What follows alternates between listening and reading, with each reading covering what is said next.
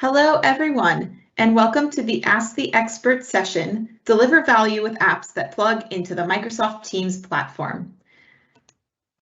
I'm Erin Bailey, and I'm a PM here at Microsoft Teams, and I'm here with my colleague, Trent. Hey, everyone. And we're excited to talk to you today a little bit more about the session, Deliver Value with Apps that Plugs into the Microsoft Teams platform. Before we get started, a few things. First, please review these guidelines on how to engage with Trent and I. We're really excited to answer the questions that you have today, and this will give you some input on how to use the tool of the Ask the Experts tool to ask the questions. And remember that the session will be recorded, so please use etiquette and abide by the code of conduct. Now, we're really excited to get to your questions. While you're drafting those and putting those into the Q&A tool, we'll go over some of the things that we talked about in our session. One really key idea is that we shared some of the platform capabilities available on Teams that app developers are using to build apps today. We talked about meeting extensions, we talked about message extensions, we talked about bots and tabs, and we talked about task modules and connectors, all of which are underlying Microsoft Teams apps and leverage tools like the Microsoft Graph in order to run. We talked about those capabilities, and we also talked about some of the apps that developers and ISVs have built for specific workflows. We shared both custom apps built for customers and global apps that are available in the Teams store today. And lastly, we shared some information about the M365 developer program and developer support. We're here today to answer any questions you have about those topics. Please use the chat tool to ask those questions, and we will answer them as they come up. So Trent, I have a question that I think is probably on a lot of people's minds. How do people get their hands on the apps that we showed today so that they can try them? It's a wonderful question. I'm glad you asked. So we showed, as Erin mentioned, a mix of apps that are available in the store and then apps that were custom built. And if it's a store app, you should be able to just go to the store. That's the apps button in the bottom left of Teams. You should find those apps there. So you saw Adobe Sign and Lucidchart. We showed Jira and Decisions and SurveyMonkey. So if you thought any of those were interesting, especially as a model for what you might want to build, hey, Priority Matrix did a great job in meetings. I want to see how they did that. So go try the app. You can find it in the store. The one caveat is that your tenant admin might have some controls in place that reduce the catalog. So if you don't find an app in the store, that might be the case. So contact your admin to make sure those are allowed. And then the custom apps aren't publicly available, right? The session is recorded, so you should be able to go back if something really caught your eye and you want to hear what APIs were used or how did they use the Microsoft Graph or which apps used Azure Communication Services. You'll be able to go back to that session that we hosted. And of course, the documentation is pretty stellar at aka.ms/teamsdev. So there's a bunch of samples there. So yeah, you won't be able to get your hands on those custom apps that you saw, but it's pretty cool to just have an idea of how they connected all the building blocks, and you might be able to follow some of those patterns. Yeah, thanks for that, Trent. Another question, what capabilities, such as bots, tabs, or message extensions, should developers prioritize when they're developing an app for Teams? Another good question, especially since you just flashed those capabilities on that slide a minute ago.